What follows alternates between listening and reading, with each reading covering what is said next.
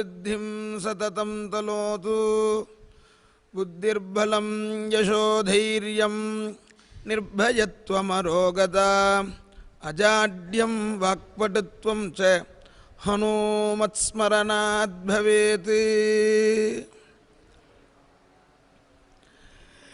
எம்பெருமானுடைய சன்னதியில் பெருக்கி சுத்தம் பண்ணுறதுனாலையும் சன்னதியை மெழுகி கோலம் போடுறதுனாலையும் பிம்பங்களை சுத்தமாக திருமஞ்சனம் பண்ணி வச்சுக்கிறதுனாலையும் ஆலயத்தில் இருக்கிற எல்லா தெய்வங்களுக்கும் திருமஞ்சனம் பண்ணி வைக்கிறதுனாலையும் கோதானம் பண்ணினதான புண்ணியம் கிடைக்கிறதுன்னு நமது ஸ்மிருதிகளாக இருக்கக்கூடிய தர்மசாஸ்திரங்கள்லாம் சொல்கிறது. தேவே மலாபநயனம் தேவாகார சமூகனம் ஸ்நாபனம் சர்வதேவானாம் கோப்பிரதான சமம் ஸ்மிருதம். கோதானத்துக்கு சமமான தானம் சமமான காரியம்னு சாஸ்திரம் சொல்கிறது. கோவிலை பெருக்கி சுத்தம் பண்ணுறது. ஏன்னா ஆலயங்கிறது யாருக்கும் தனியான சொந்தம் கிடையாது. ஆலயத்தில் நடக்கிற பூஜையே பரார்த்தம்னு பேர். பூஜையை ரெண்டு விதமாக பிரிக்கிறார்கள். ஒன்று ஆத்மார்த்தம்னு ஒன்று, பரார்த்தம்னு ஒன்று. ஆத்மார்த்தம்ங்கிறது தான் தன்னை சார்ந்த குடும்பம் தன்னிடத்தில் வேலை செய்யக்கூடியதான அந்த வேலைக்காரர்கள் உதவியாளர்கள் இவர்கள்லாம் சௌக்கியமாக இருக்கணும் அப்படின்னு பண்ணக்கூடிய வீட்டில் இருக்கக்கூடிய பூஜைங்கிறது எஜமானன் தான் பண்ண முடியும். வீட்டில் இருக்கிறவா எல்லாரும் பூஜை பண்ண முடியாது, எஜமானன் தான் பூஜை பண்ணுவான். இந்த பூஜையை அனுமோதிக்கிற மாதிரி கூட இருக்கிறவெல்லாம் திருமஞ்சனத்துக்கு பால் கொடுக்கறது, சந்தனம் அரைச்சி கொடுக்கறது, புஷ்பம் பிரித்து வைக்கிறது, அந்த இடத்த மெழுகி கோலம் போடுறது, இதெல்லாம் பண்ணினதுக்கு பிறகு பூஜை முடிஞ்சோன்னா நமஸ்காரம் பண்ணி பெருமாளுடைய தீர்த்தத்தையோ அல்லது அந்த பூஜை பண்ண வஸ்துக்களையோ ஸ்வீகரிக்கிறதுக்கே இதையெல்லாம் இவாலும் சேர்ந்து பூஜை பண்ணதாக ஆகிறது. இப்போ நாம் ஒரு பத்திரத்தில் கையெழுத்து போடுறோம் அப்படின்னு சொன்னால் அதற்கான அந்த விஷயங்களை பூரா எழுதினவா ஒத்தர், அந்த பின்னாடி கையொப்பம்னு தன்னுடைய அந்த சிக்னேச்சரை பதிவு பண்ணுறதன் மூலமாக இதில் இருக்கிற அத்தனை விஷயமும் எனக்கு சம்மதம்ங்கிறத காண்பிக்கிறதே இந்த கையெழுத்து. அது மாதிரி பூஜைங்கிறது ஒருத்தர் தான் பண்ணுறோம், சங்கல்பம் ஒருத்தர் தான் பண்ணிக்கிறா. அவருக்கு பூஜை பண்ணுற ஒருத்தருக்கு நாம் உதவி பண்ணுவதன் மூலமாக அவரோட இணைந்து இந்த கைங்கரியங்கள் பண்ணும் பொழுது அந்த கைங்கரியத்தை நாமும் அனுமோதித்ததாகவும் ஆகிறது. அதனால் அந்த பகவானுடைய பிரசாதம் நமக்கும் கிடைக்கிறது. இது மாதிரி வீட்டில் பண்ணக்கூடியதான பூஜைக்கு கிரகார்ச்சை அப்படின்னு பேர். இந்த பூஜையுடைய முறைக்கு ஆத்மார்த்தம், தனக்காக தன்னை சார்ந்தவர்களுக்காக அப்படின்னு பண்ணுறதான இந்த பூஜா முறைக்கு ஆத்மார்த்தம்னு பேர். உலகம் நன்னா இருக்கணும், இங்கே சேவிக்க வர பக்தர்கள்லாம் நன்னா இருக்கணும், ஊர் நன்னா இருக்கணும், இப்படியெல்லாம் பலவிதமான ஒரு பிரார்த்தனைகளோடு பண்ணக்கூடியதான பூஜைங்கிறது தான் பரார்த்தம்னு பேர். 100 பேர் சேர்ந்து ஒரு வீட்டில் பூஜை பண்ணினாலும் அந்த தெய்வம் 100 பேருக்கும் நல்லது பண்ண முடியாது. அந்த வீட்டினுடைய இருக்கக்கூடிய பிம்பத்திற்கான சக்தி ஒரு அளவு தான். திவ்ய தேசார்ச்சனம் எத்திர சர்வலோக சுபாவகம்ங்கிறார். ஒரு ஆலய பிரதிஷ்டையை 5 விதமாக பிரிக்கிறார்கள் நமது ரிஷிகள். அதில் ஸ்வயம் வியக்தம், ஆருஷம், திவ்யம், பௌராணம், மானுஷம்னு 5 வகையாக பிரிக்கப்பட்டிருக்கு. அதில் தானாகவே தோன்றி பகவான் தானாகவே ஆவிர்பவித்து அனுகிரகம் பண்ணக்கூடியதான அந்த சன்னதிகளுக்கு ஸ்வயம் வியக்தம்னு பேர். திவ்யம் தேவை பிரதிஷ்டிதம் திவ்யம், தேவர்களால் பிரதிஷ்டை பண்ணி பூஜை பண்ணப்பட்டதான சன்னதிக்கு திவ்யம்னு பேர். புராணங்களில் குறிப்பிடப்பட்டதான சன்னதிகளுக்கு பௌராணம்னு பேர். ரிஷிகள்னால் பிரதிஷ்டை பண்ணப்பட்டு பூஜை பண்ணப்பட்டதான சன்னதிகளுக்கு ஆருஷம்னு பேர். மனிதர்களால் ஸ்தாபிக்கப்பட்டதான பிம்பங்களுக்கு மானுஷம்னு பேர். இதில் ஒவ்வொரு சன்னதியும் ஒவ்வொரு அளவில் காப்பாற்றும்னு சொல்லிட்டு திவ்ய தேசார்ச்சனம் எத்திர சர்வலோக சுபாவகம். ஒரு திவ்ய தேசத்தில் அர்ச்சனை பண்ணக்கூடியதான பூஜை அது உலகம் முழுக்க நல்லதை கொடுக்கக்கூடியது அப்படிங்கிறார். அப்போ கிரகத்தில் நடக்கக்கூடிய பூஜை எவ்வளவு உன்னதமான முறையில் நடந்தாலும் அந்த வீட்டில் இருக்கிறவாளுக்கு தான் அது ஹிதம். அது கிரகதீபிகா அப்படிங்கிறார். கிரகதீபிகா அப்படின்னா வீட்டில் இருக்கக்கூடியதான விளக்கு மாதிரி, வெளிச்சம் மாதிரி. ஒரு குத்து விளக்கு எத்தனை தூரம் வெளிச்சத்தை பரவ விட முடியும் அந்த குத்து விளக்குனால? இதுவே ஒரு பெரிய ஒரு தீபமாக இருந்தாலோ அல்லது ஒரு பெரிய ஒரு சூரியன் மாதிரியான இருக்கக்கூடிய பிரகாசம் உலகம் முழுக்க பிரகாசிக்கிறது. நம்ம ஊர்லேயும் சூரியனுடைய பிரகாசம் இருக்குது. இதை ஜெகச்சக்ஷு அப்படிங்கிறார். பரார்த்தம் கோவிலில் பண்ணக்கூடிய பூஜையானது சூரியனை போல அப்படின்னு ஆகவங்கள்லாம் வர்ணிக்கிறது. அப்போ கோவில் அப்படிங்கிறது நமக்கு பொதுவானதாக ஆயிடுத்துன்னா அதை சுத்தமாக பேணி காட்பது. என்ன பகவான் வசிக்கக்கூடிய இடம் அது. ஆலயத்திலேயே திருப்பணி பண்ணி கைங்கரியம் பண்ணுறதுக்கு முன்பு அந்த கைங்கரியம் பண்ணக்கூடிய எஜமானோரோடு கூட அந்த ஆச்சாரியர் பெருமாள்கிட்ட போய் யாச்சனம் பிரார்த்தனை பண்ணணும். என்ன பிரார்த்தனைன்னார், அனர்ஹமேவ தொத்கேகம் ஜீர்ணம் தூர்ணம் வ்யபோஹ்யச கிஞ்சித் காலந்து தேவேச त्वयात्रस्तीयतां प्रभो यावत् नवमयं कृत्वा प्रतिष्ठां कारयामहे प्रसादं गुरुदेवेश வசத்வஸ்மின் பிரசீதமே. இந்த 2 ஸ்லோகம் சொல்லி பிரார்த்தனை பண்ணணும் பாலாலயம் பண்ணுறதுக்கு முன்பு. இந்த ஸ்லோகம் என்ன சொல்கிறது, அனர்ஹமேவ ஹே வைகுண்ட நாதா, வைகுண்டத்திலேருந்து வைகுண்ட லோகத்தில் இருக்கக்கூடிய சகல சௌக்கியங்களையும் உதறி தள்ளி பக்தானுகம்பையா பக்தர்கள் மேலே உள்ள தயேனால நீ இங்கே எங்கள் இடத்துல வந்து சன்னதி கொண்டிருக்க. இப்பேற்பட்ட உனக்கு தகுந்ததான வசதி எங்களால் பண்ணி கொடுக்க முடியல. நீ வசிக்கிற இடம் நீ வசிக்க தகுந்ததாக இல்லை. அனருகமேவ, அருகம்னா தகுதிக்கு பேர். தமிழ்லேயே சொல்கிறோமே உனக்கு என்ன அருகதை இருக்குன்னு கேட்குறாளே, இந்த அருகதைங்கிறது அருகம்ங்கிற வார்த்தையுடைய சொல்லுது. அருகம்னா தகுதி. நீ வகிப்பதற்கு வசிப்பதற்கு தகுதி பெற்றதாக இல்லை. இதை நாங்கள் சரி பண்ணி ஜீர்ணம் தூர்ணம் யபோக்கியது, அதில் இருக்கக்கூடிய பழுதை நீக்கி இதை புதுப்பிக்க போகிறோம். யாவத் நவமயங்கிருத்வா, பிரதிஷ்டையும் பண்ண போகிறோம். பிரதிஷ்டாம் காரையாமகே, அதனால் நீங்கள் அருள் கூர்ந்து பிரசாதித்தருள வேண்டும். உங்களுடைய திருவருளை எங்களுக்கு பெற்றுத்தர வேண்டும், எங்களுக்கு கொடுக்கணும் அப்படின்னு பிரார்த்தனை பண்ணிட்டு தான் திருப்பணி ஆரம்பிக்க சொல்கிறார். அப்படின்னா என்ன தெரியுது அப்படின்னா, பெருமாள் வசிக்கிற இடம்னு சொன்னால் அது வைகுண்டம் மாதிரி எப்பவும் தீபத்தோடையும் கமகமன்னு வாசனையோடையும் சுத்தமாகவும் கோலமிட்டும் மெழுகியும் அதை பராமரிக்கிறதுங்கிறது அத்தனை முக்கியம். அதை பணம் பெற்றுக்கொண்டு செய்யவே கூடாது. பணம் பெற்றுக்கொண்டு செஞ்சால் ஒரு பெரிய லாபத்துக்காக, நான் சின்ன லாபத்துக்காக பெரிய லாபத்தை அவள் மிஸ் பண்ணுறான்னு சொல்கிறது சாஸ்திரங்கள். கோதானம், ஒரு கோதானம் நம்ம ஜென்மாவில் பண்ண முடியுமா? இன்றைக்கி பசுமாடு விற்கிற விலைக்கு பசுமாடை நல்ல சத்பாத்திரத்தில் கொடுத்து அந்த பசுமாடை பரிபாலனம் பண்ணுறவாளாக இருக்கணும். இப்படி உள்ளவாளுக்கு கோதானம் பண்ணினா புண்ணியம்னு நமது சாஸ்திரங்கள்லாம் சொல்கிறது. கோதானம் யார் பண்ணுறா, நம்ம எத்தனை தானம் பண்ணியிருக்கோம், நம்ம அப்பா எத்தனை பண்ணியிருக்காரு யோசனை பண்ணி பார்த்தா தெரியும். இப்பேற்பட்ட கடினமான கோதானம்ங்கிறதான ஒரு தர்மம் ஆலயத்தை பெருக்கி சுத்தம் பண்ணுறதுனால கிடைக்கிறது. தேவாகார சமூகனம், அது மாதிரி பிம்பங்கள்லாம் அசுத்தியாக இருந்தால் அதை சுத்தி திருமஞ்சனம் பண்ணுறதுக்கு நம்மாலும், ஏன்னா அர்ச்சகா பண்ணுறதுங்கிறது அவளுக்காக இல்லை, அர்ச்சகாங்கிறவா நம்முடைய பிரதிநிதிகளவா. நமக்காக பெருமாளை தொட்டு கைங்கரியம் பண்ணக்கூடிய அவர்களுக்கு பெருமாளை சுத்தமாக பரிபாலனம் பண்ணுறதுக்கு நம்மால் என்ற ஒரு கைங்கரியங்களை பண்ணுறது.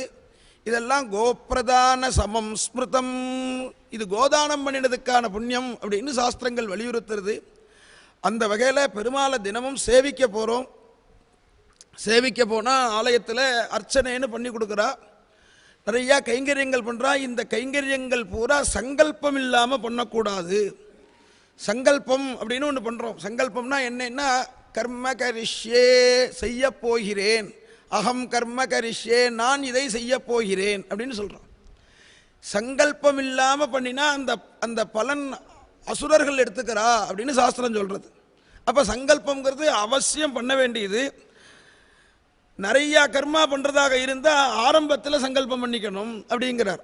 பகூனாம் கர்மனாஞ்சாப்பி குறியான் சங்கல்ப ஏகதா, சங்கல்பம் ஏகதா. ஒவ்வொன்றுத்துக்கும் தனித்தனியாக பண்ணணும்னு அவசியம் இல்லை, மொத்தமாக இன்னென்ன கைங்கரியம் பண்ணுறோம். இப்போ நாளைக்கு சகஸ்ர கலச அபிஷேகம் இருக்குது, நமது கோவிந்தபுரத்தில் நடக்கிறது. அப்படிங்கும் பட்சத்தில் நாளைக்கு நம்ம ஒரு கைங்கரியம் பண்ணுறோம், கல்யாணோத்சவம் பண்ணுறோம், அல்லது ஒரு விசேஷமான ஸ்தபனம் பண்ணுறோம். அப்படிங்கும் பட்சத்தில் அந்த கர்மாவுக்கு சங்கல்பம்னு பண்ணுவோம். அந்த சங்கல்பம் என்ன சொல்கிறது அப்படின்னா, கர்மநாமபி சர்வேஷாம் ஆதௌ சங்கல்பிதம் வதேது. எந்த வேலை பார்த்தாலும், எந்த ஒரு வைதீக கர்மா பண்ணினாலும் ஆரம்பத்தில் சங்கல்பம் பண்ணணும், சங்கல்பம் சொல்லணும். என்ன சங்கல்பம் சொல்லணும்னார், ஸ்ரீ விஷ்ணோ ராஜ்ஞயா சர்வம் பிரவர்த்திதமிதம் ஜகத் வர்த்தமானேபி சைதஸ்மின் வத்சரேப்யயனே ருதௌ மாசே பக்ஷே ஜ நக்ஷத்ரே திதௌ வார இதீர்யஜ. விஷ்ணுவனுடைய ஆக்ஞையின் பேரில் இந்த ஜெகத் சக்கரம் சுற்றின்னு வருது. 24 மணி நேரம் போனால் ஒரு நாள் போயிடுத்து. நாள்கள் மாறினா உடனே தினம் மாறுறது. நேற்றுக்கு உள்ள கிழமை இன்னைக்கு கிடையாது, இன்னைக்கு உள்ள கிழமை நாளைக்கு கிடையாது. இதுக்கு 7 நாள் ஆனால் இதற்கு வாரம்னு பேர். 2 வாரம் போயிடுத்துன்னா அது 15 நாள் ஆயிடுத்துன்னா அதற்கு பட்சம்னு பேர். 2 பட்சம் சுக்லபக்ஷம் கிருஷ்ணபக்ஷம்னு மாறித்துன்னா அதற்கு மாசம்னு பேர். மாதம் 1 மாதம் தாண்டி போயிடுத்துன்னா 2வது மாதம், 2 மாதம் ஆச்சுன்னா அதற்கு ருத்துன்னு பேர். 6 மாதம் போயிடுத்துன்னா அதற்கு அயனம்னு பேர். 1 வருஷம் ஆயிடுத்துன்னா அந்த வருஷத்துக்கு பேர் வேற, அடுத்து வர வருஷத்துக்கு பேர் வேற. சுபகிருத்து சோபகிருத்துன்னு வருஷத்துக்கு பேர் மாறுறது. இந்த அழகான காலச்சக்கரம் இருக்கே, இது பகவானுடைய ஆக்ஞையினால இது போயின்னு இருக்குங்கிறார். விஷ்ணோர் ஆக்ஞையா சர்வம். இந்த காலச்சக்கரமே பகவானுடைய கண்ட்ரோலில் இருந்து, காலரூபியாக பகவான் இருந்து இந்த பிரவர்த்திதம் சக்கரம்ங்கிறார். இந்த சக்கரம் இருக்கே, இது இந்த சுத்தின்ண்டே இருக்கு. 12 மணி ஆச்சுன்னா அடுத்து 1 மணி ஆறுது, 2 மணி ஆறுது, 3 மணி ஆறுதுன்னு இந்த சக்கரம் சுத்துறது. இது பெருமாளுடைய ஆக்ஞையின் பேரில் நடக்கிறது. அதனால சங்கல்பம் பண்ணும் பொழுது அன்றைய திதிவார நட்சத்திரத்தை சொல்லு அப்படிங்கிறார். அது என்ன சொல்லணும்னார், விஷ்ணோர் ஆக்ஞயா சர்வம். பகவதாக்ஞா பகவத் கைங்கரிய ரூபம் ஸ்ரீமன் நாராயண பிரீத்தியர்த்தம் பிரவர்த்தமானஸ்ய ஆத்ய பிரம்மணா திதீய பதார்த்தே ஸ்ரீ கோவிந்த கோவிந்த கோவிந்த அத்ய ஸ்ரீமத் பகவதா மகாபுருஷஸ்ய விஷ்ணோஹோ ஆக்ஞையா பிரவர்த்தமானஸ்ய ஆத்ய பிரம்மணான்னு சங்கல்பம் சொல்லணும். அதில் தான் தேசகாலம் சங்கீர்த்தியம்பர். தேசம் காலம் இதெல்லாம் சொல்லி இந்த கர்மாவை நான் பண்ண போகிறேன். இது ஒரு ஜபத்துக்கு கூட உண்டு. ஒரு சாதாரணமாக ஒரு சந்தியாவந்தனம் பண்ணால் கூட மமோபாத்த சமஸ்த துரிதக்ஷயத்வாரா, எல்லாத்துக்கும் சங்கல்பம் என்னத்தை சொல்கிறதுன்னார், துரிதக்ஷயத்வாரா. பாபம் போகணும், கல்மஷம் போகணும், துரிதம் போகணும். எல்லா கர்மாவும் எதை மெயினாக சொல்லும்னா பாபம் போகணும். ஏன்னா பாபத்தை தான் நம்ம போக்கிக்கணும். ரொம்ப ரொம்ப கஷ்டம். அதை தான் சொல்ல சொல்ல பாபம் போகும். எந்தெந்த பாபத்தெல்லாம் நாம் சொல்கிறோமோ அந்த பாபம் போகிறது. எதெல்லாம் நாம் சொல்கிறோமோ அதெல்லாம் அதற்கான பலனை கொடுக்காம இருக்குது அப்படின்னு சாஸ்திரம், பொதுவான சாஸ்திரம். அதனால தான் தர்மத்தையும் புண்ணியத்தையும் பண்ணிவிட்டு சொல்லக்கூடாது. மகாபாரதத்தில் தர்மத்வஜம் கட்டாதேங்கிறார். ஒரு தர்மத்தை பண்ணிவிட்டு ஒரு பெரிய பேனரில் இந்த தர்மம் நான் பண்ணினேன் அப்படின்னு படசியமாக சொல்லவே கூடாது. அதே மாதிரி பாபத்தையும் பாபத்தை சொல்லணும், சொன்னால் பாபம் போயிடும். புண்ணியத்தை சொல்லக்கூடாது, சொன்னால் புண்ணியம் போயிடும். அப்படிங்கிற காரணத்தினாலேயே பாபத்தை சொல்லணுங்கிறதுக்காகவே சங்கல்பத்தில் இன்னென்ன பாபம் போகணும், மாதிரி சாப்ப, பிதிருசாப்ப, கோசாப்ப, கன்யா சாப்ப, இந்தந்த தெய்வங்களிடத்தில் நான் ஏதாவது அபச்சாரப்பட்டிருந்தேனே ஆனால் அந்த பாபங்கள்லாம் என்னை விட்டு விலகட்டும். சுவாமி ராமர் காட்டுக்கு போகிற சமயத்தில் அத்தனை தசரதனுடைய அத்தனை மனைவிகளும் ஒன்றா கூடியிருக்கிற சமயத்தில் சர்வாஷ்ட ஆமந்திரயாமிவகான்னு பிரார்த்தனை பண்ணுறார். நான் வனவாசம் போகிறேன், நெருங்கி பழகினதுனாலையும் உங்களிடத்தில் அடிக்கடி உங்களை பார்க்கறதுனாலையும் நான் ஏதாவது கவனக்குறைவுனால ஏதாவது உங்களிடத்தில் அபச்சாரப்பட்டிருந்தேனே ஆனால் அதெல்லாம் தாங்கள் மறந்து சர்வாஷ்ட ஆமந்திரயாமிவகா, நீங்கள் அத்தனை பேரும் எனக்கு ஆசீர்வாதம் பண்ணணும்னு பிரார்த்தனை பண்ணுறார். ஏன்னா அம்மான்னா பெத்த அம்மா மட்டும் இல்லை, அப்பாவுடைய மனைவிகளை பூரா அம்மாவாக நினைப்பாராம் சுவாமி. அம்மாவிடத்தில் அபச்சாரப்படக்கூடாது, அப்பாவினிடத்தில் அபச்சாரப்படக்கூடாது. இது மாதிரியான பாபங்கள்லாம் இருந்தால் நிவர்த்தி ஆகட்டும். ஆனால் இந்த பாபங்களெல்லாம் சொல்வதனாலே அந்த பாபம் நிவர்த்தி ஆகுதுங்கிறதுனாலேயே சங்கல்பத்தில் இதெல்லாம் சொல்கிற வழக்கம். பகவத் பிரீதய இதம் கரிஷ்யே கர்மயித்யபி கரிஷ்யே கர்மயித்யபி சமர்ப்பிய விஷ்ணோ கர்த்திருவம் சர்வகர்ம சமாரபேது. இந்த கர்மாவை பகவத் பிரீத்தியர்த்தமாக பண்ணுறேன், இதனால் பகவான் பிரீத்தியை அடைஞ்சு க்ஷேமத்தை கொடுக்கணும் அப்படிங்கிறதான இந்த ஒரு கைங்கரியத்துக்கு தான் சங்கல்பம்னு பேர். சங்கல்பே பாதசக்தி சாத்து. ஒரு கும்பாபிஷேகமோ ஒரு உற்சவமோ சன்னதியில் பண்ணும் பொழுது 25% புண்ணியம் சங்கல்பம் பண்ணிக்கிறதுனாலே கிடைக்கிறது தான். சங்கல்பம் இந்த கர்மாவை நான் பண்ணுறேன் அப்படின்னு சொல்கிறதுனாலேயே 25% கிடைக்கிறது. சங்கல்பே பாதசக்தி சாத்து அர்த்தம் சாத்து அங்குரார்ப்பணே. ஆலயங்களில் உற்சவாதிகள் பண்ணும் பொழுதோ அங்குரார்ப்பணம்னு பண்ணுவா. அந்த முளைப்பாலிகை பூஜை பண்ணி முதல்ல பண்ணக்கூடிய அந்த பூஜை பண்ணுறதுனாலேயே பாதி புண்ணியம் கிடச்சிடுறதா, அந்த கர்மாவுடைய புண்ணியம் பாதி கிடச்சிருமா அவளுக்கு. அர்த்தம் சாத் அங்குரார்ப்பணே திரிபாதே ஹோம பூஜாயாம். அதற்கான 75வது பங்கு பலன்கிறது 3வது பாகம். ஹோமம் பண்ணுறதுனாலையும் பூஜை பண்ணுறதுனாலையும் அர்ச்சனை பண்ணுறதுனாலையும் திரிபாதே 3 பங்கு கிடைக்கிறது. பூர்ணே ஆவாகனே துருவம். அந்த ஹோமத்தை பூர்த்தி பண்ணி அந்த அக்னியில் ஹோமம் பண்ணதான அந்த சக்தியை ஆகர்ஷணம் பண்ணி கும்பத்தில் சமாரோபணம் பண்ணி ஆச்சாரியர்கள் அதை ஏல பண்ணிட்டு வந்து அந்த கும்பத்தில் இருக்கக்கூடிய சக்தியை பெருமாள்கிட்ட ஆரோபணம் பண்ணுவதனாலே பூர்ணமான பலன் கிடைக்கிறது அப்படிங்கிற. அப்போ இதில் சொல்லும்பொழுது சங்கல்பே பாதசக்தி சாத்து, ஒரு கர்மாவுக்கு சங்கல்பம் பண்ணிடுறதுனாலே அந்த புண்ணியம் கிடைச்சிடுறது. அதனால தான் ஆஞ்சநேயர் லங்கைக்கு போகும்பொழுதும் முதல்ல மனசமாதாய மகானுபாவா ஜகாமலங்காம் மனசா மனஸ்வி, லங்கைக்கு போகிறதுக்கு பிரயத்தனம் பண்ணும் பொழுதே மனசனால ஒரு வாட்டி லங்கைக்கு போயிட்டாராம். இதுதான் சங்கல்பம்னு பேர். மனசனால இதை என்னமா பண்ணுறது அப்படிங்கிறதான ஒரு தீர்மானம் இருக்கே, இது ஆஞ்சநேயர் பண்ணின்றதுனால தான் அவரால் அங்கே ஏற்படக்கூடியதான இடையூறு எல்லாம் ரொம்ப கவனமாக கையாண்டு வெற்றி பெற முடிஞ்சது. இதில் அதைத்தான் மனசமாதாய மகானுபாவகா ஜகாமலங்காம் மனசா, மனசுனால போயிட்டு வந்தார் லங்கைக்கு அப்படின்னு ஆஞ்சநேய சுவாமியை பற்றி சொல்லும்பொழுது சொல்கிறது ராமாயணம். அது மாதிரி பகவத் பிரீத்தியர்த்தம், பகவானுக்கு பிரீதியை கொடுக்கறதுக்காகவும் என்னுடைய பாபம் போகிறதுக்காகவும் திதிவார நட்சத்திரம் லக்னம் யோகம் இது எல்லாத்தையும் சொல்லி இது பகவானுக்கு இந்த கர்மாவை பண்ணுறேன் அப்படின்னு சங்கல்பம் பண்ணணும். அதோட கூட அசங்கல்பிய கிருதம் கர்ம அகம் புத்தியா கிருதம் ஜயத்து தத்பவத்யாசுரம் கர்ம அசுரா கிருஹ்யதே பலம். சங்கல்பம் பண்ணிக்காம பண்ணக்கூடியதான கர்மா இருக்கே, அகம் புத்தியா கிருதம் ஜயத்து, அந்த கர்மாவோட என்ன வருது, அகம் கர்ம கரிஷேன்னு வருது. நான் பண்ணுகிறேங்கிற வார்த்தை இருக்கே, இது பகவானுக்கு பிடிக்காத ஒன்று. நம்மால் என்ன பண்ண முடியும், நம்மால் எதை சிருஷ்டி பண்ண முடியும்? ஏன்னா தேனவினா திருணமப்பி நச்சலதி அப்படின்னு சாஸ்திரம். பகவானுடைய ஒரு கிருபை இல்லாமல் அனுகிரகம் இல்லாமல் ஒரு புல்லும் அசையாது அப்படிங்கிறது தான் நமக்கு சாஸ்திரம் சொல்லி கொடுக்குறது. அந்த வகையில் நான் பண்ணுகிறேன்னு சொல்லவே கூடாதான்.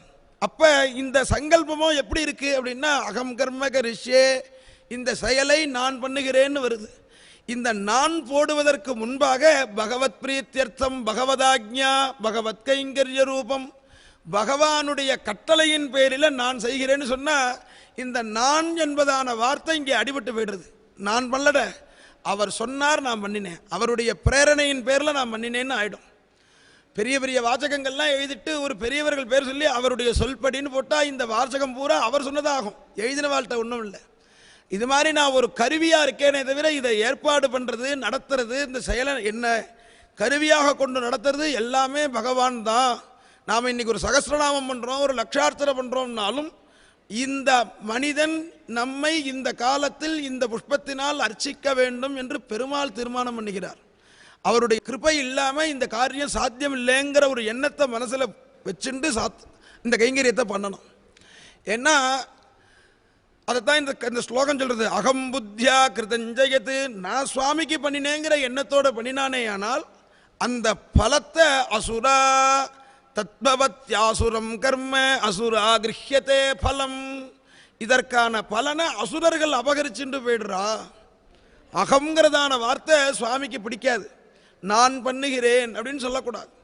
அதனால தான் ராமாயணத்துலேயும் லக்ஷ்மண சுவாமி காட்டுக்கு போகிறதுக்கு ராமர் சீதையெல்லாம் முன்னேற்பாடு பண்ணிட்டு கிளம்புறா, நமஸ்காரம் பண்ண போகிறா. அம்மா அப்பாவை பார்த்து சேவிக்கிற கட்டத்தில் அண்ணா என்னையும் அழிச்சிட்டு போங்கன்னு திருவடியில் விழுந்து நமஸ்காரம் பண்ணுறான் லக்ஷ்மணன். லக்ஷ்மணனை பார்த்து நீ இங்கே இருந்து பார்த்துக்க வேண்டாமெல்லாம் கேட்குறாரு. அதுக்கெல்லாம் சம்மதிக்கல, நான் உங்களோட வரத்தான் வருவேன்னா. எனக்கு ஒரு 2 சந்தர்ப்பம் கொடுத்துட்டு மற்றவா யாருக்கு வேணாலும் எந்த சமயத்தை வேணாலும் கொடுங்க, உங்கள் சிஸ்ரூஷன் நான் 2 சமயம் பண்ணியே தருவேங்கிறான் லக்ஷ்மணன். எந்த சமயம்னு சொல்லுன்னு ராமர் கேட்க, அகம் சர்வம் கரிஷ்யாமி, எல்லாம் நான் தான் பண்ணுவேன். எந்த சமயத்தில் ஜாகிரதா ஸ்வபதஸ்சதே, தாங்கள் விழித்து கொண்டிருக்கும் பொழுதும் உறங்கிக் கொண்டிருக்கும் பொழுதும் பண்ண வேண்டிய அத்தனை சிஸ்ரூஷையும் நான் தான் பண்ண போகிறேன். அகம் சர்வம் கரிஷ்யாமி. இந்த லக்ஷ்மணன் இப்படி சொன்னது உயர்ந்த பக்தியினுடைய நோக்கத்தில், ராமர் மேலே வச்சிருக்கிற உயர்ந்ததான பக்தியின் நோக்கத்தில் உங்களுக்கு எல்லாமே நான் தான் பண்ணுவேன், இன்னொருத்தர் பண்ணவே நான் விடமாட்டேன், நான் தான் பண்ணுவேன் அப்படின்னு சொல்கிறான். ஆனால் சுவாமிக்கு என்ன தோணித்தான், இவ்வளவு ஒரு பக்தனாக இருக்கான், சிஸ்ரூஷ பண்ணுறான், ஆனால் இவன்ட்ட அகங்கிறதான ஒரு சொல் இருக்கேன், நான் பண்ணுகிறேன்னு நினைக்கிறானே, இவனை திருத்தனம்னு நினச்ச ராமர் தான் பின்னாடி பரதனை கொண்டாடுவதன் மூலமாக லக்ஷ்மண சுவாமிக்கு ஒரு நல்ல ஒரு புத்தியை புகட்டினாராம். அந்த இடத்துல பரதனை என்னன்னு நினைச்ச நீ, ஒரே குருவனிடத்தில் அபியாசம் பண்ணின நாம் 4 பேரத்துலேயே ஒருத்தருக்கு வீரம் குறைவு ஒருத்தருக்கு வீரம் கூடன்னு எப்படி இருக்கும்? பரதன் நம்ம இடத்துல சண்டைக்குன்னு வந்தான்னா அவனை நம்மால் என்னமா ஜெயிக்க முடியும் லக்ஷ்மணா? நான் பரதனிடத்துல உன் ராஜ்யத்தை லக்ஷ்மணன்ட்ட கொடுன்னு நான் சொல்கிறேன். என்ன சொல்கிறான்னு பாரு. பாடமித்யேவ வக்ஷதி ததாஸ்துன்னு கொடுத்துருவான். அப்பேற்பட்ட பரதனை தப்பாக சொல்லாதேன்னு ராமர் சொல்லும் பொழுது லக்ஷ்மணன் உணர்ந்துட்டானா. நாம் பக்கத்திலேயே இருந்து சுஷ்ரூஷை பண்ணாலும் எங்கேருந்தோ வந்த பரதனை இவ்வளவு அண்ணா பெருமையாக சொல்கிறாரு அப்படிங்கிறத உணர்ந்துட்டான்னு முன்னோர்களுடைய ஒரு உரை. அந்த வகையில் சுவாமியினிடத்தில் சங்கல்பம் பண்ணும் பொழுது இது பகவத் பிரீதிக்காக பண்ணுறோம் அப்படிங்கிறதான எண்ணத்தோடு பண்ணணும். அப்படி பண்ணி தான் ஆலயங்களில் பெயர் நட்சத்திரம் சொல்லி சங்கல்பம் பண்ணி நம்மளுடைய லௌகீகமான பலன்கள் எல்லாம் பகவானிடத்தில் சங்கல்பம் பண்ணி அர்ச்சனை பண்ணுறா. அந்த அர்ச்சனைங்கிறது ஒரு 4 நாமாவளி சொல்லி அர்ச்சனை பண்ணாலுமே போகிறோம். நமக்கு நம்மளுடைய க்ஷேமலாபத்துக்கு அந்த 4 நாமாவே ரொம்ப ஜாஸ்தி. ஏன்னா பகவானுடைய நாமாக்கள் ஒவ்வொரு நாமங்களுக்கும் அத்தனை பலன். இந்த அர்ச்சனைகள்லாம் எப்படி வந்திருக்கு அப்படிங்கிறத கவனிச்சோன்னா ஒரு தேவதை இன்னொரு தேவதையின் இடத்துல கேட்கும், இந்த தெய்வத்தினுடைய நாமாவளி எல்லாம் சொல்லு. தேவதேவ மகாதேவா திரிகாலக்ய மகேஸ்வரா கருணாகர தேவேஷ பக்தானுகிரகாரகா அஷ்டோத்தர சதம் லக்ஷ்மியாக ஸ்ரோதுமிச்சாமி தத்வதா. பார்வதி பரமேஸ்வரனிடத்தில் கேட்குறா மகாலட்சுமியுடைய 108 நாமங்களை சொல்லணும்னு. உடனே தேவி சாது மகாபாகே மகாபாக்ய பிரதாயகம், நல்ல கேள்வி கேட்ட, அழகான கேள்வி கேட்டேன்னு பார்வதியை கொண்டாடி பிரகிருதிம் விகிருதிம் வித்யாம் சர்வபூதஹித பிரதாம் ஸ்ரத்தாம் விபூதிம் சுரபிம் நமாமி பரமாத்மிகாம். 108 திருநாமங்களை பரமேஸ்வரன் தன் வாக்குனால சொல்றார் பார்வதி தேவிக்கு மகாலட்சுமியுடைய திருநாமங்களை. இப்போ தாயார் சன்னதியில் அர்ச்சனைக்கு போனோம்னா இந்த அர்ச்சனைகளை சொல்லி தான் அர்ச்சனை பண்ணுறா, குங்குமத்தினாலேயோ புஷ்பத்தினாலேயோ. ஓம் பிரகிருத்தியை நமஹ ஓம் விகிருத்தியை நமஹ. சம்ஸ்கிருத ஞானம் உள்ளவர்கள் சுவாமியுடைய வெவ்வேறு விஷயங்களை வச்சு ஒரு 108 நாமாவளி பண்ணிவிடலாம். சம்ஸ்கிருத ஞானம் இருந்தால் நாமாவளி ஈஸியாக பண்ணிவிட முடியும். ஆனால் நாமாவளி நாம பண்ணுறதுக்கும் அந்த நாமாவளியை ஒரு தேவதையுடைய வாக்குலேருந்து வந்த நாமாவளிக்கும் வித்தியாசம் உண்டு. எப்பொருள் யார் யார் வாய் கேட்பினும் அப்பொருள் மெய்பொருள் காண்பது அறிவுங்கிற அருளிய வள்ளுவர். ஒரு விஷயத்தை யார் சொல்கிறாங்கிறத பொறுத்து அந்த வார்த்தைக்கு வீரியம் கூட. ஒரே விஷயத்தை யார் சொல்கிறாலோ அதை பொறுத்து பலன். இதைத்தான் ஒரு ராஜா கேட்குறான் மந்திரியை பார்த்து, இதை இவர் சொன்னாதான் அவர் சொன்னாதான்னு சொல்கிறையே, யார் சொன்னா என்ன, விஷயம்தானே முக்கியம்னா. அப்படி இல்லை ராஜான்னா, மந்திரி சொன்னார், ராஜாவுக்கு புரியல, விட்டுட்டான். மறுநாள் கிளம்புற வேலைக்கு வரும்பொழுது 8 மணி வேலைக்கு உள்ளே நுழைஞ்சோடனே, ஏ சிப்பாய்களே இந்த ராஜாவை பிடிச்சி ஜெயிலில் போடுங்க அப்படிங்கிறான் மந்திரி. மந்திரி இவ்வாறு சொன்னோன்னே சிப்பாய்கள்லாம் ஒன்றுமே புரியல, என்னாச்சு மந்திரிக்கு இப்படி ஆயிட்டாரே இவர் அப்படின்னு நினைக்கிறா.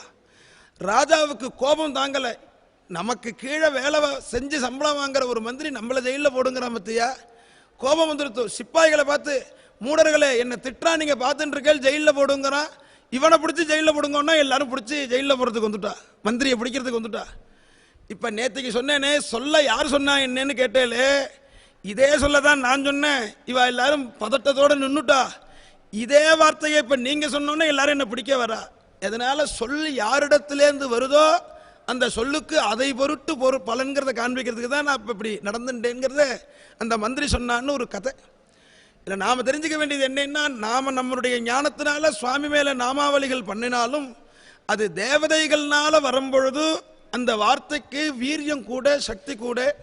அதனால தான் ஆலயங்களில் பூரா அர்ச்சனை பூரா ஏதாவது ஒரு புராணத்தில் ஏதோ ஒரு 2 தேவதைகளுடைய சம்பாஷணையாகவே அந்த நாமாவளிகள்லாம் அமைஞ்சிருக்கும். ஹனுமார் அஷ்டோத்திரமோ, கருட பகவானுடைய அஷ்டோத்திரமோ, பெருமாளுடைய அர்ச்சனையோ, ராமனுடைய அர்ச்சனையோ, கிருஷ்ணனுடைய அர்ச்சனையோ, எல்லா அர்ச்சனையும் ஒரு ரிஷியோ ஒரு தவசீலர்களான மகரிஷிகளாலேயோ அல்லது ஒரு தேவதைகள்னாலேயோ சொல்லப்பட்டு தான் அந்த அர்ச்சனைகளை தான் நாம் இப்போ ஆலயங்களில் கை கொள்கிறோம். அதோடு இந்த அர்ச்சனையை பூரா நாம் தெரிஞ்சுட்டோம். வடமொழியுடைய துணை கொண்டு, தமிழுடைய துணை கொண்டு நாம் அந்தந்த தேச பாஷையுடைய துணை கொண்டு அந்த அர்ச்சனைகள் எல்லாம் பார்த்தா அந்த தேவதைகளுடைய வரலாறு பூரா இருக்கும். அந்த தேவதைகளுடைய பிரபாவம் பூரா அந்த அர்ச்சனையில் இருக்கும். அப்பேற்பட்ட அந்த தேவதைக்கு நான் நமஸ்காரம் பண்ணுறேன். இதுதான் அர்ச்சனை. ஓம் லீலா மானுஷ விக்கிரகாய நமஹ. விளையாட்டா மனித உருவம் தாங்கினவனே ஆன கிருஷ்ணனுக்கு நமஸ்காரம். பார்த்தசூதாய நமஹ, பார்த்தசாரதையே நமஹ. இதெல்லாம் பகவானுடைய சௌலபியத்தை காண்பிக்கக்கூடியதான நாமாக்கள். இது மாதிரி ஒவ்வொரு தேவதையுடைய அர்ச்சனையும் பார்த்தா அந்த தெய்வங்களுடைய பிரபாவத்தை சொல்லி அப்பேற்பட்ட குணம் வாய்ந்த சக்தி பெற்ற அருள் பெற்றதான அந்த தெய்வத்திற்கு நான் நமஸ்காரம் பண்ணுகிறேன் அப்படின்னு சொல்லி அந்த புஷ்பத்தை சமர்ப்பணம் பண்ணுவார்கள். இதனுடைய தொடர்ச்சியான பகுதிகள்லாம் அடுத்தடுத்த பகுதிகளில் பார்ப்போம். ஜானகி காந்த ஸ்மரணம் ஜெய ஜெய ராம ராம மங்களம் கோசலேந்திராய மகனீய குணாத்மனே சக்கரவர்த்தி தனூஜாய சார்வபௌமாய மங்களம்.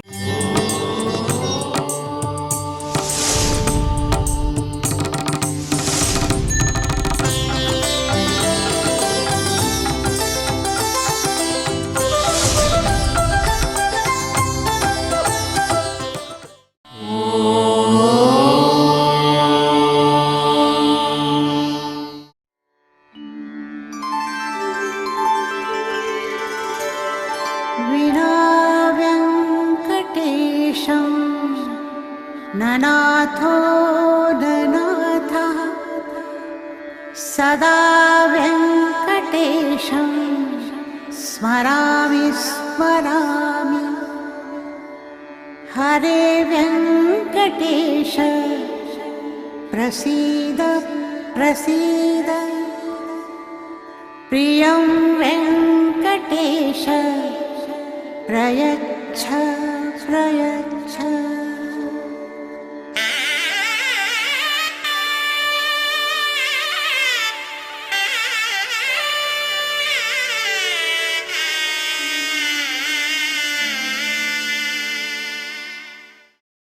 Govinda